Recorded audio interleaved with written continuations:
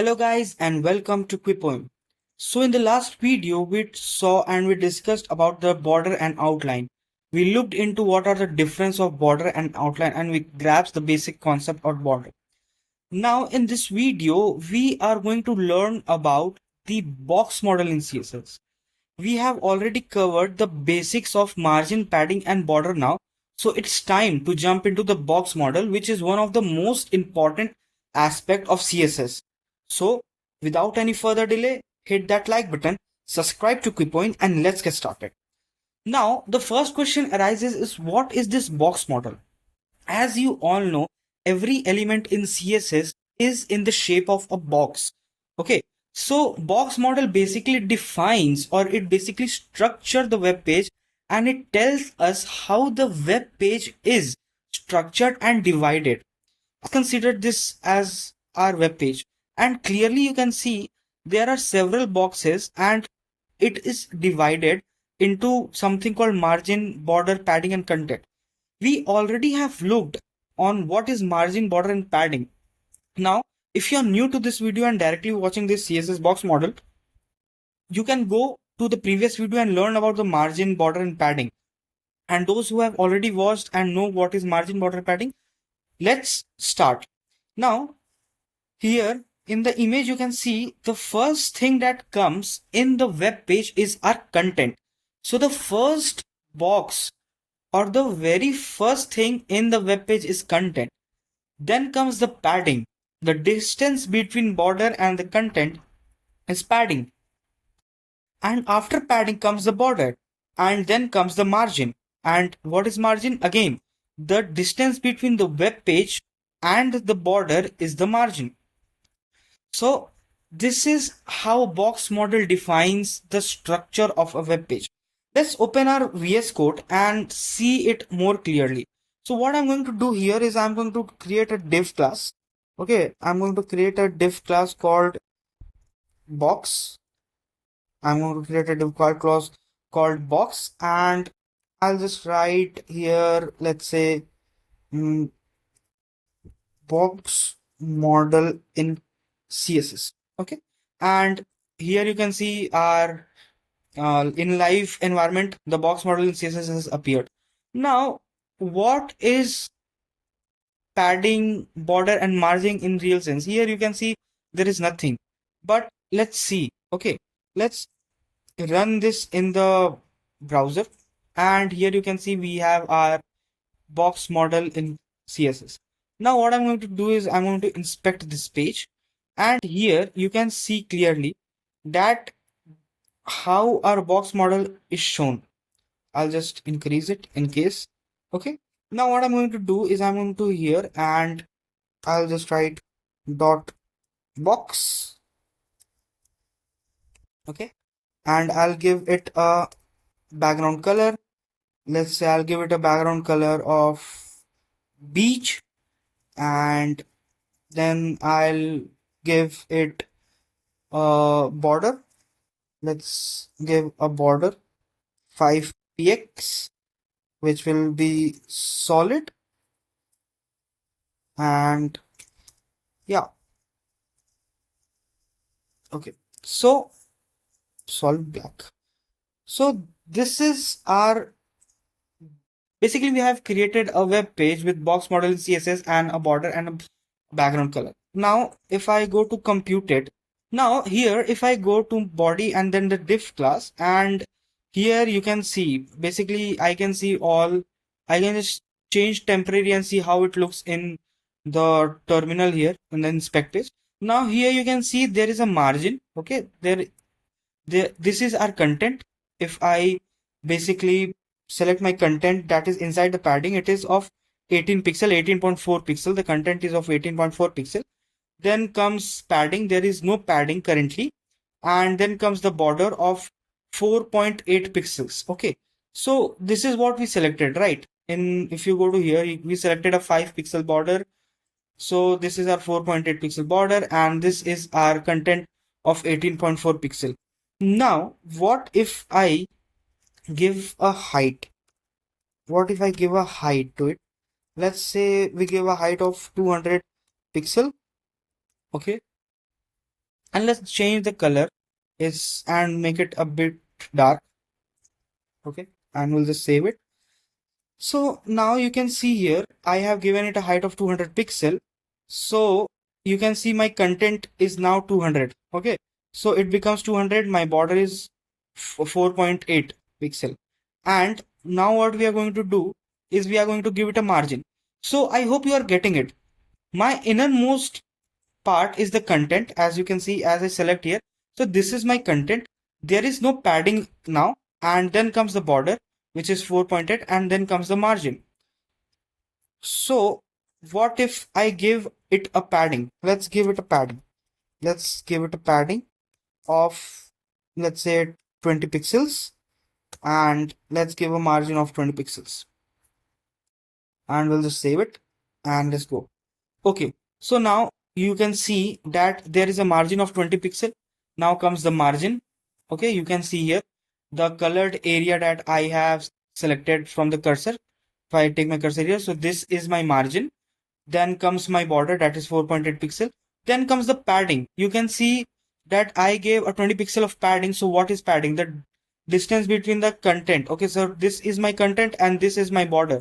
So the distance between the content and the border is my padding, that is 20 pixel. And then comes my main height that I gave was 200.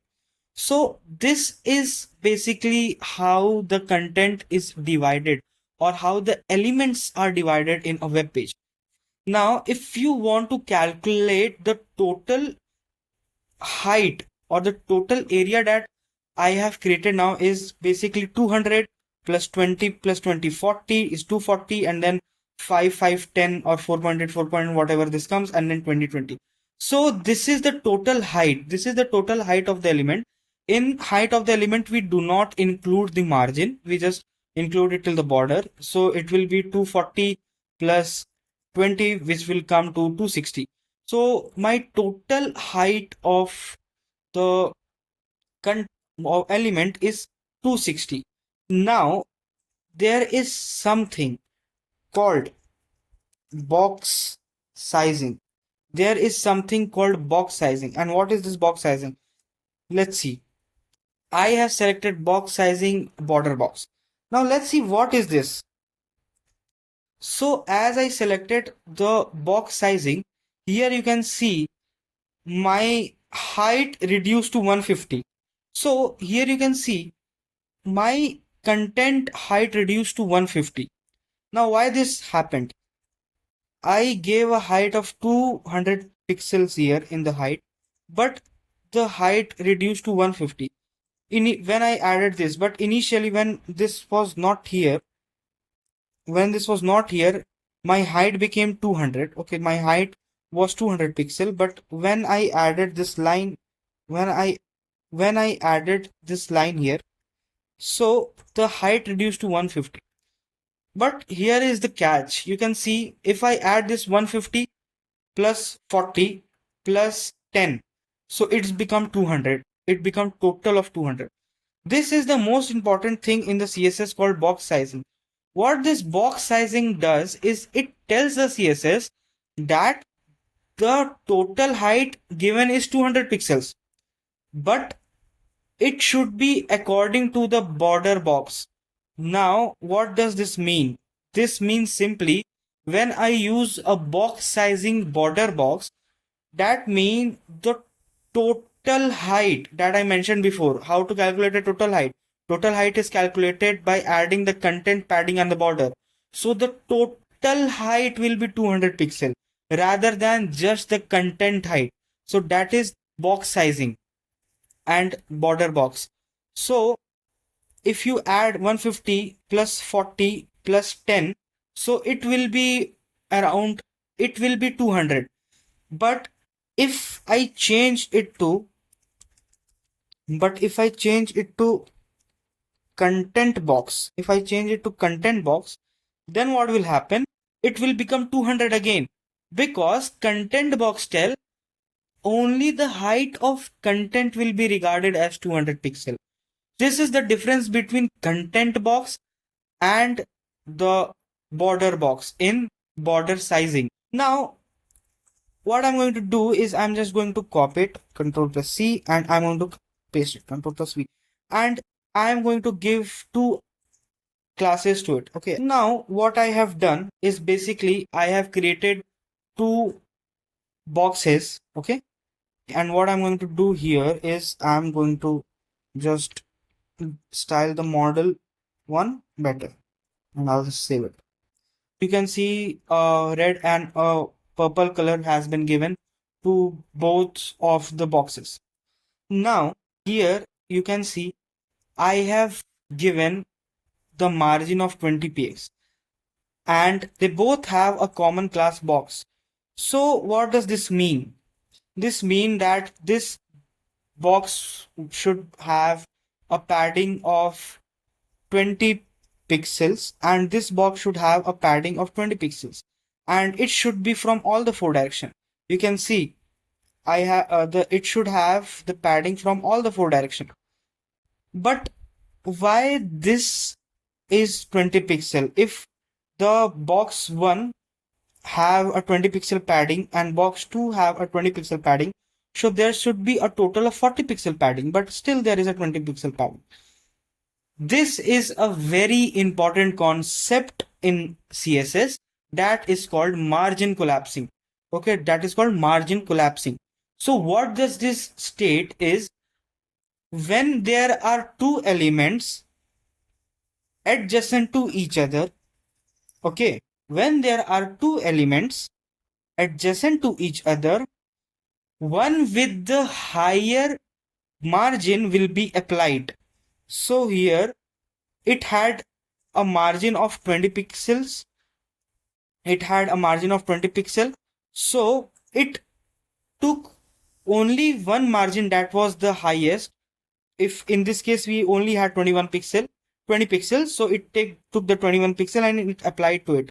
Okay, so if I just copy paste it here, okay, if I just copy paste it here, 20 pixel and 20 pixel, and if I change this to 30 pixel, or rather 50 pixel for better, so you can see now the distance of this has changed.